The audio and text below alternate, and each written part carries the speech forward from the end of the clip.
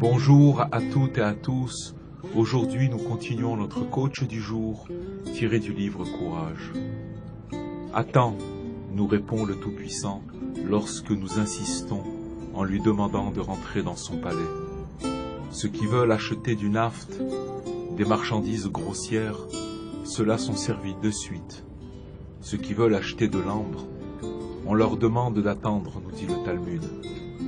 Attends, tu veux acheter de l'ambre, tu es un client de marque. Une bonne place t'est réservée, dont tu auras un aperçu dans ce monde, et le principal dans l'au-delà. Mais pourvu que tu saches attendre, telle est la condition, telle est la leçon. Lorsque, âgé de 40 ans, Rabbi Akiva commençait à apprendre la Torah, il y mit tout son cœur et toute son âme, et si bien qu'en peu de temps, il atteint un niveau fort respectable.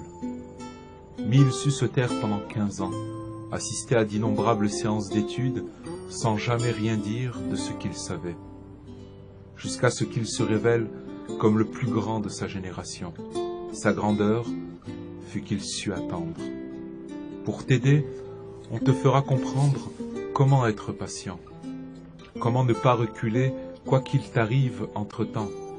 Si tu as entendu cette voix, si tu as compris cela, tu ne quitteras ta place pour rien au monde. Apparemment, tu ne fais aucun progrès.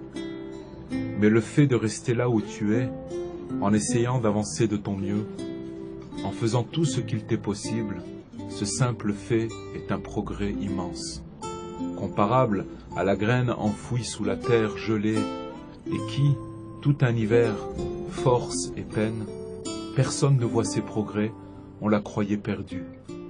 Et puis soudain au printemps, la voilà qui jaillit de la terre, resplendissante et prometteuse.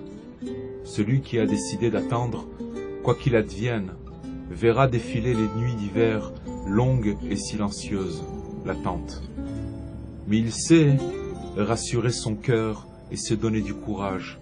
Il verra dans le silence scintiller des étoiles, des idées. Dieu est près de moi, il m'aime, il veille sur moi et m'envoie des idées. Comment lutter, comment patienter, comment se calmer, comment se renforcer au moment où l'on serait prêt à quitter. Et tout en attendant, que faut-il faire? Prier, étudier la Torah et chanter, vivre sa vie. Quelle que soit notre responsabilité dans une action, tout est voulu par la Providence. Si nous ne parvenons pas à accomplir une action qui nous est chère, sachons que la porte nous est fermée.